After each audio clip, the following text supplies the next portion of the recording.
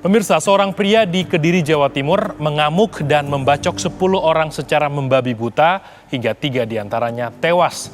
Selain kedua orang tua dan adik kandungnya, sejumlah tetangga tak luput dianiaya. Benarkah si pelaku mengidap gangguan jiwa atau hanya dalih semata? Simak selengkapnya dalam ulasan khas ragam perkara. Diduga depresi, kuli batu bacok 10 orang.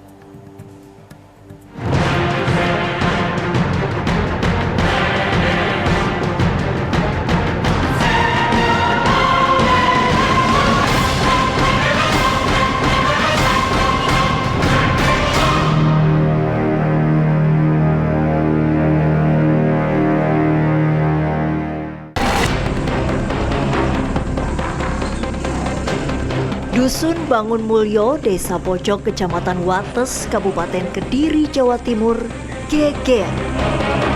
Rianto, warga desa tersebut, tiba-tiba mengamuk. Berawal cekcok dengan sang ibunda, Rianto tiba-tiba naik pitam dan melakukan penganiayaan. Tak hanya ibu, ayah dan adik kandungnya turut menjadi korban keberingasan Rianto.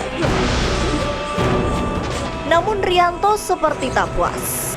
Nurkolis, tetangga sekaligus ketua RT setempat yang menjadi salah satu korban selamat, masih ingat betul bagaimana Rianto tiba-tiba datang ke rumahnya dengan tatapan mata kosong sambil membawa celurit. Ia kemudian menyelamatkan diri ke rumah mertuanya yang tak jauh dari kediamannya. Malang, Rianto justru menghabisi sang mertua dan adik Nurkolis. Saya kabur, lari, dia mengejar sampai ke rumah mertua saya situ.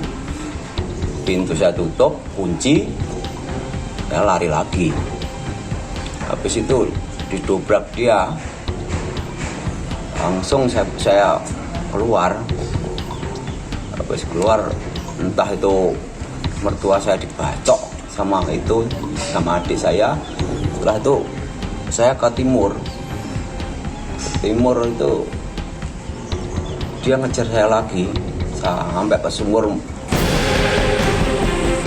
Hanya Nurkolis, dua tetangga yang lain pun tak luput dari keberingasan Rianto, yakni Kasyani dan Mujayana. Orang tua dan adik Rianto pun yang berusaha menghalangi aksi brutalnya ikut merasakan tajamnya celurit yang ada dalam genggaman tangan Rianto. Total ada 10 orang yang menjadi korban kebiadaban Rianto. 3 orang diantaranya meninggal dunia. Usut punya usut, aksi brutal Rianto yang berprofesi sebagai kuli batu ini diduga depresi karena masalah pekerjaan. Itu karena masalah kerjaan. Dari tetangga itu masalah kerjaan. Diberhentikan atau seperti apa? Maksudnya Diberhentikan dari kerjaan atau seperti apa? Iya, diberhentikan, di PHK. Sudah berapa lama? Mungkin semingguan. Sebelumnya kerja Kuli batu. Mas, itu awalnya jadi korban pertama siapa, Mas? Awal korban ya? Iya. Awal korban itu ibunya, bapaknya. Posisinya di mana itu? Di rumahnya sendiri. Terus kemudian Pak tetangga Dia lari ke tetangga. total ada berapa, Mas? Ada 10 korban. Yang meninggal dunia? Yang meninggal 3. Siapa aja? Pakai senjata apa, Mas? Senjatanya arit. Yang Korbannya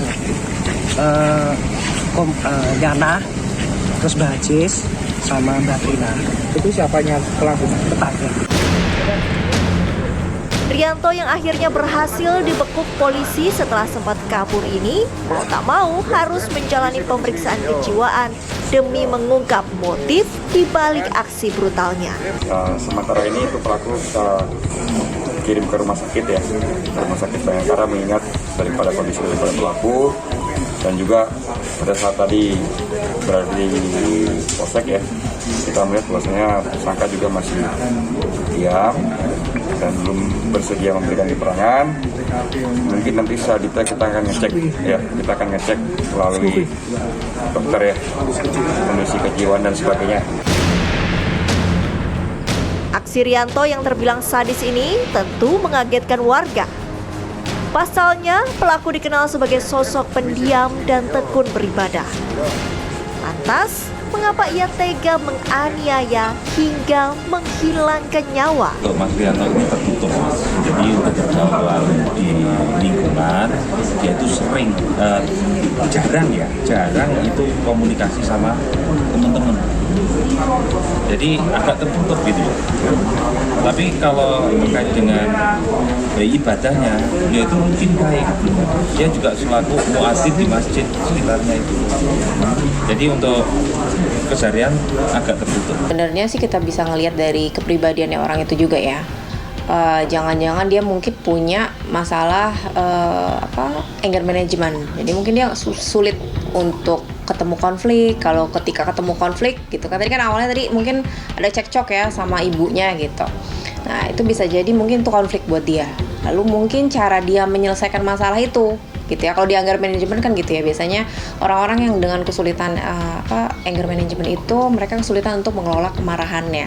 Jadi ketika ada konflik gitu, ketemu konflik, mereka mungkin merasa marah, tapi menyalurkan kemarahannya itu pilihannya agresif gitu, bisa melukai orang lain, bisa mengancam orang lain gitu ya. Nah mereka nggak ngelihat ada cara lain, ada solusi lain untuk menyalurkan kemarahannya itu. Nah, mungkin bisa jadi pelaku mungkin punya kasus itu di dalam dirinya, di dalam kepribadiannya.